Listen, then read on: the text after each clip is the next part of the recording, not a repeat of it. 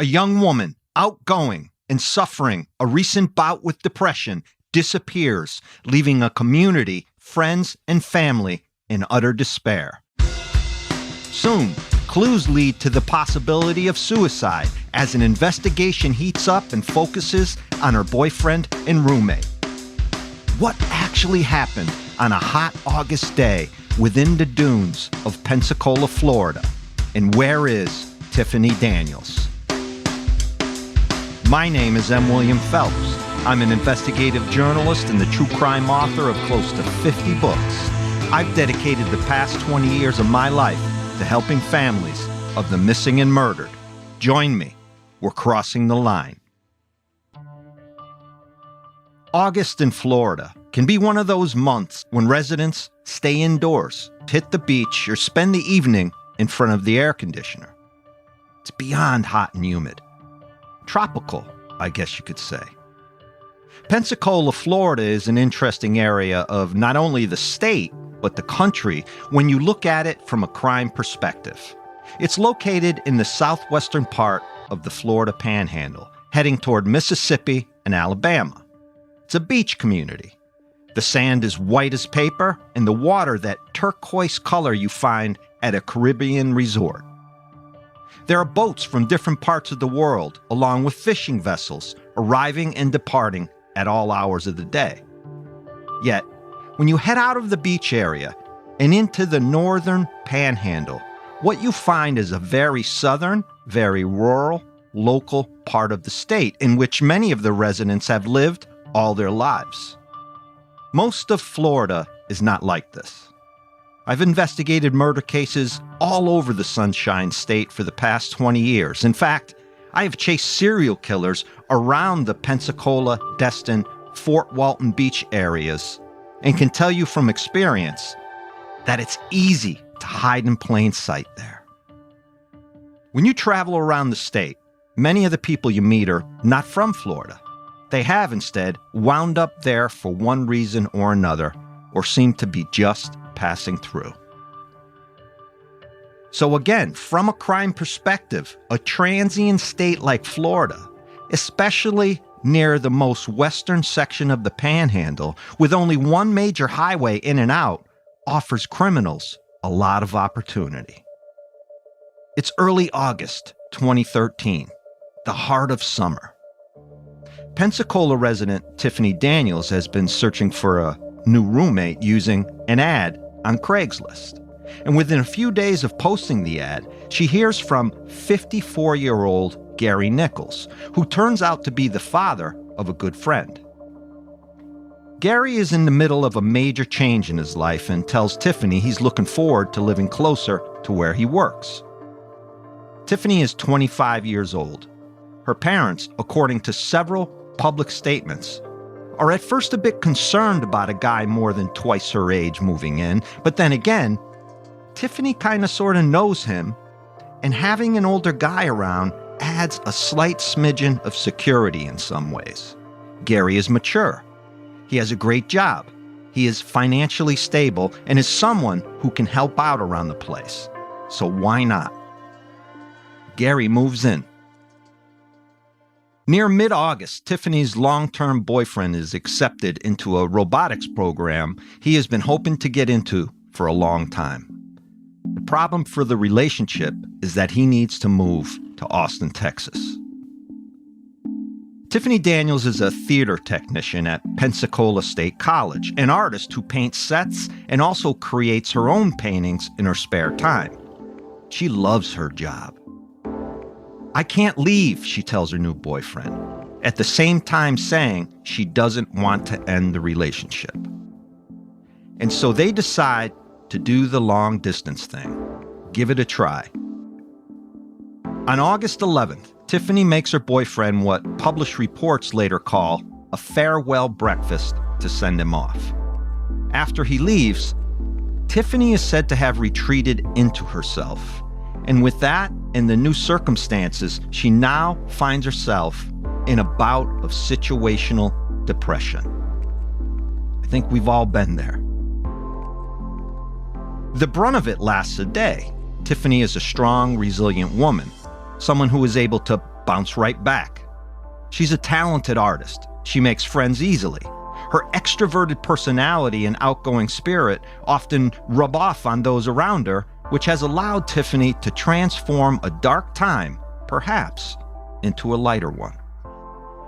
She makes plans for her first trip out to see her boyfriend to give herself something to look forward to. There is a major production slated for the fall at the College Theater, and she has a lot of work to get done first, which is a solid antidote to melancholy.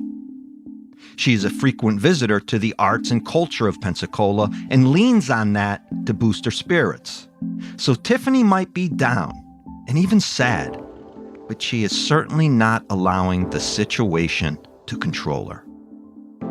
In one photo, Tiffany presents as a striking young woman, bearing a resemblance to America's Got Talent judge and model Heidi Klum.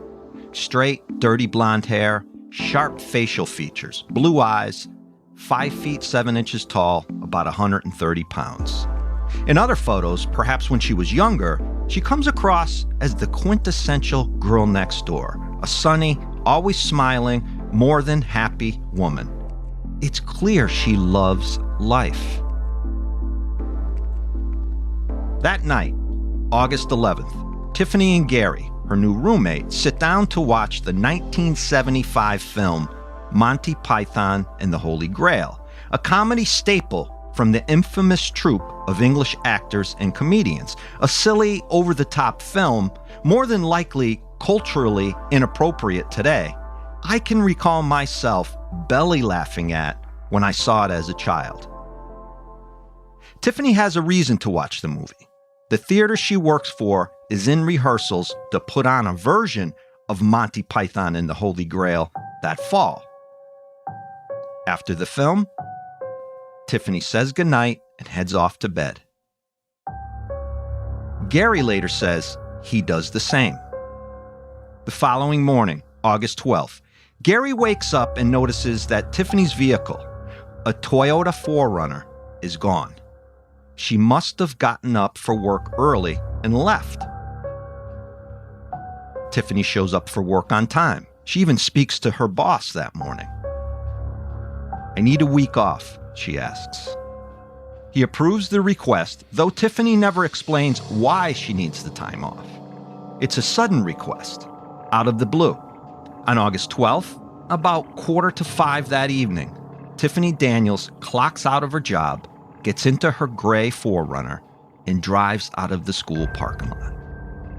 The evening passes, and it's now well after 9 p.m. Gary is at home and he calls his daughter, Tiffany's friend. He's concerned that Tiffany has not come home yet and not called. Not that she owes Gary an explanation of her plans or whereabouts, but Gary has a gut feeling something is up.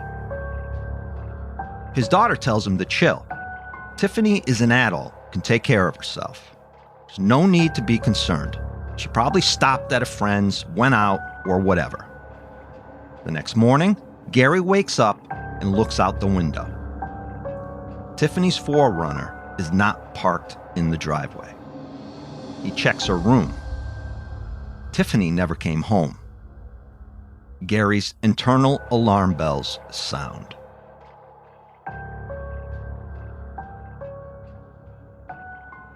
Please subscribe to Crossing the Line wherever you get your podcasts. Don't forget to leave a review of the show, especially on Apple Podcasts. I'm doing this show independently now, free from any corporate or big podcasting media company involvement, which allows me to bring you more of the content you want to hear and have asked me for. This is completely our show. Reviews and subscriptions really help. You are my public relations and social media team now, and without your help, I could not do this. And that support, I must tell you, means everything. It's incredibly humbling. And I want to thank each one of you for listening. We can grow the show together, which will allow me to do even bigger things with it. If you go to crossingtheline.biz or mwilliamphelps.com, you can contact me there to suggest cases or just say hello. And look for me across all social media platforms at M. William Phelps. That's the @ symbol and my name, M. William Phelps. I'll be right back after a short break.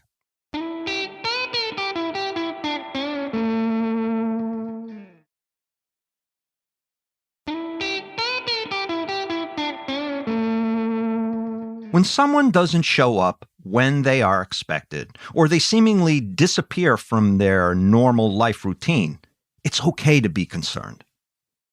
We all have that internal system of fear that dictates a level of concern. Listen to it. Act on it if you feel inclined. The worst that can happen if you find them and they just needed some time to check out for a bit is that you come across a bit overly worried and show them how much you care.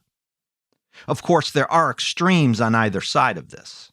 I'm talking about making a few calls, asking around, maybe stopping at a few places that person might frequent. On that following morning, Gary, the roommate, decides to call Tiffany's mother and tell her what he knows. Tiffany's parents take over from there. Calls are made. Now, one friend of Tiffany's says they have seen her for the past few days.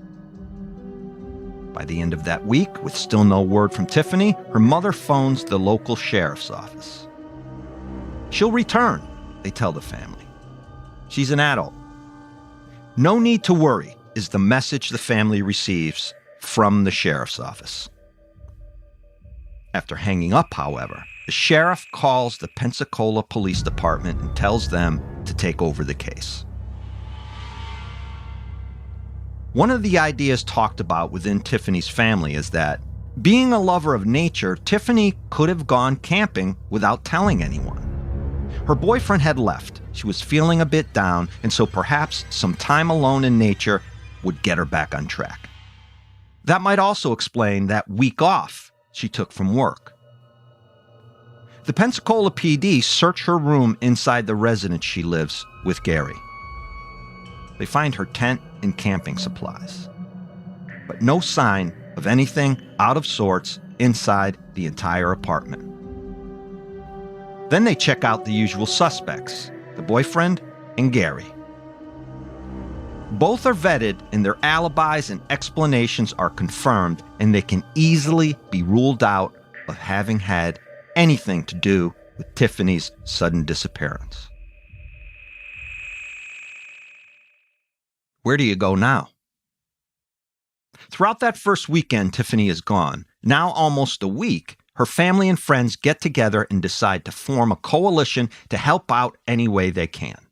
The first thing they do is create flyers and get them distributed anywhere they can, near the college, in town, even out further into neighboring towns. They hand them out to passers-by and post them on telephone poles and inside grocery stores and other places. Park West in Fort Pickens is along a sandbar west of Pensacola Beach. It's nearly surrounded by water, with the Gulf in front of you, the English Navy Cove in back, Langdon Beach a bit further west. Fort Pickens is also a campground. So now a week has gone by, and Tiffany hasn't been seen by anyone. A jogger is out there running along the sandbar one afternoon, and just happens to be someone Tiffany knows. And this jogger also knows specifically what type of vehicle Tiffany drives. As the runner is coming up along the parking lot for Park West, there it is, Tiffany's vehicle, parked somewhat askew, the front of the vehicle facing traffic. Police are called in. They quickly discover Tiffany's purse, wallet, some clothes, her bicycle, and cell phone, drinking water, and some peanut butter. Even some of her paintings, all inside the vehicle. There are dunes out here, part of the Gulf Islands National Seashore, a majestic, gorgeous area with sand, white and soft as talcum powder. It is also a place Tiffany liked to go camping and visit whenever she could. Obviously, this is an alarming discovery for not only cops, but Tiffany's loved ones. She came out here. perhaps prepared to camp after asking for a week off, maybe on her way further west and eventually Austin, Texas, to surprise her boyfriend. But something has happened. The question as an investigator is, what are the possibilities? She could have been abducted here, certainly. She could have parked, got out of her vehicle, and walked into the ocean and never came back out. She could have met someone here as well. She could have gone for a hike out on the dunes and gotten hurt or found herself overcome by the elements. So the U.S. National Park Service, now involved with the Pensacola Police Department and the Sheriff's Office, decide on the latter. They put together a band of volunteers and begin what is a massive search of the dunes to see if perhaps Tiffany, for whatever reason, went out onto the dunes and never returned. The search includes dogs. As they begin this search, which can be quite intense considering the heat of August in Florida, that sun bearing down relentlessly, it becomes clear there is no sign of Tiffany anywhere. There are not a lot of places to hide out on the dunes, and practically nowhere for someone to just disappear entirely. Tiffany could have been hot and on her way, driving across the sandbar, decided to stop and go for a swim and accidentally drowned. But then finding her body is not going to be easy beyond a grid search along the shoreline. With Pensacola being one of the major tourist destinations along the Panhandle, the opportunity for Tiffany to have met up with foul play is high, considering the evidence at this point. Generally, if a young person commits suicide, someone who is loved by many and loves many, they will leave a note. With so much guilt associated with what they are doing, not leaving a note, an answer essentially, is generally implausible. Sure, it happens, and there are cases where no note is found, but that is not the norm. So the idea that Tiffany parked and drowned herself is not too high on the list of possibilities here. In the weeks after Tiffany disappears, the body of a young female is found in Pensacola, only a few miles off the beaten path of the Sandbar Dunes area. Tiffany's family is, of course, on the edge of insanity after hearing this. That lag time between the identification of the remains is the worst. Every cell of your body wants to believe it's not your loved one, but there's that other part of your brain that cannot stop images and thoughts of the worst coming in. So as Tiffany's family waits for word from the sheriff's office about the body found close to her vehicle, they remain in a holding pattern, strangled by sorrow and fear. Let's take our final break here. Come right back.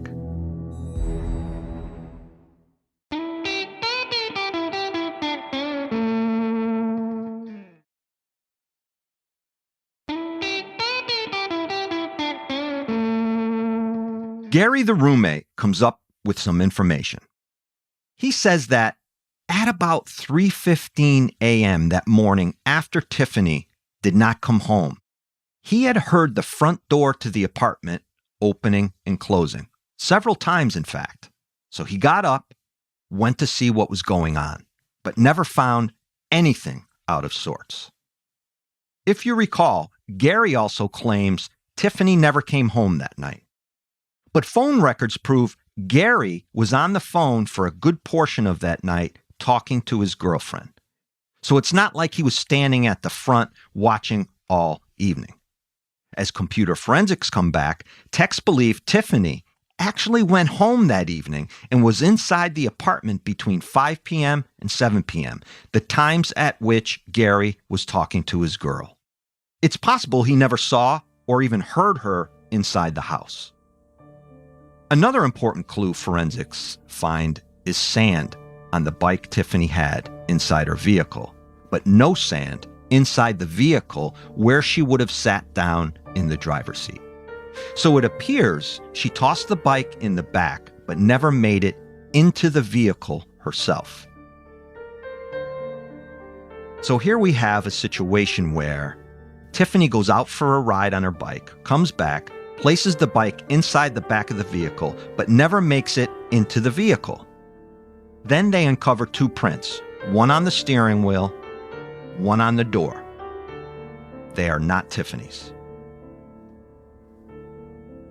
Another important piece of information, at least for me, is that the toll bridge leading to the beach where her vehicle was found logs Tiffany's vehicle's license plate heading over the bridge into that area at 7:51 p.m. on August 12th. That photograph, though, does not show if she was driving or not. That body found in Pensacola, turns out, it's not Tiffany. That is a positive result for Tiffany's family, but a crushing blow for another family. These types of cases become very difficult to continually investigate for law enforcement when leads stop coming in and all of the evidence has been gone over with nothing new learned. A missing person case that goes cold heats back up only when information comes in. Literally, you run out of options. You can question everyone again, go through the evidence over and over, but when you exhaust those options, you sit and you wait, continue to reach out on social media and in the press, and hope to hear from someone who knows something. When the new year comes to pass, 2014, Tiffany's family hears from a waitress in, of all places, Louisiana. The waitress claims to have seen a woman who looked like Tiffany inside the restaurant with an older Hispanic woman and a second young woman. The problem with this information is that the waitress says it was back in December 2013, and CCTV from the restaurant has now long been recorded over. And it's not until a month later when the waitress phones this information in. So it's a dead end, essentially, offering some hope, but no answers. Tiffany's family comes out and says they believe that Tiffany is likely a victim of human trafficking, which is a huge problem in this part of the country.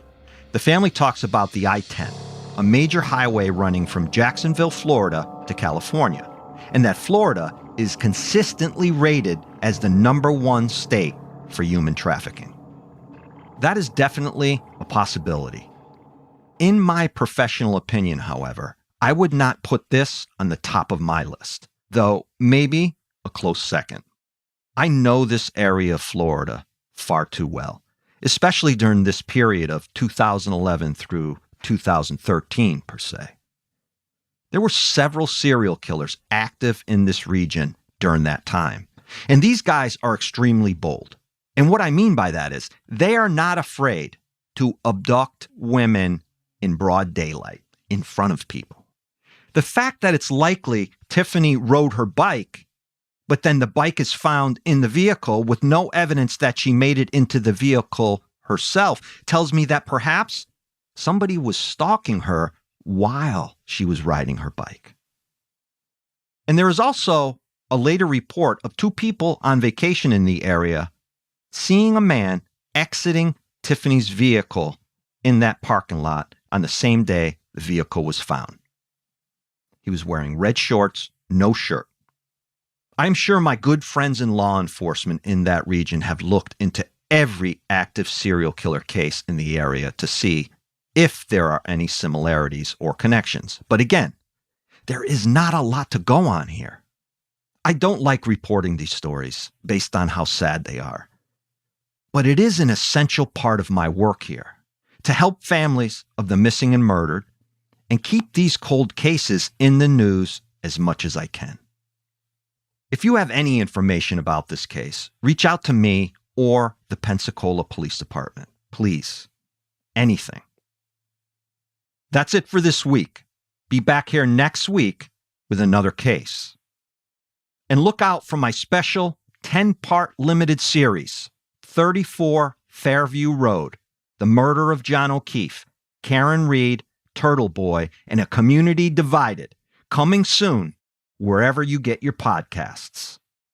Remember, I need your help. Please subscribe to Crossing the Line wherever you get your podcasts. And don't forget, leave a review of the show, especially on Apple Podcasts. And log on to crossingtheline.biz or mwilliamphelps.com to contact me and suggest cases, or just say hi. And look for me across all social media platforms using the @ symbol and my name, M. William Phelps. Thank you for supporting this show. I am allowed to do it because of you, and that truly means more to me than I can say.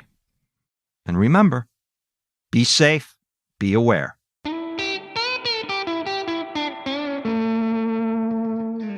A majority of the facts for this episode came from the Find Tiffany Facebook page. Please go to that page and have a look at the flyer.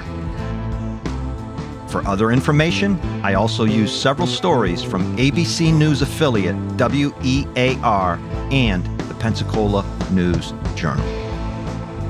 Crossing the Line is executive produced by M. William Phelps, LLC, and Matthew Valentinas, Mom's Basement Management. Written by me, M. William Phelps. Audio mastering and mixing by Matt Russell.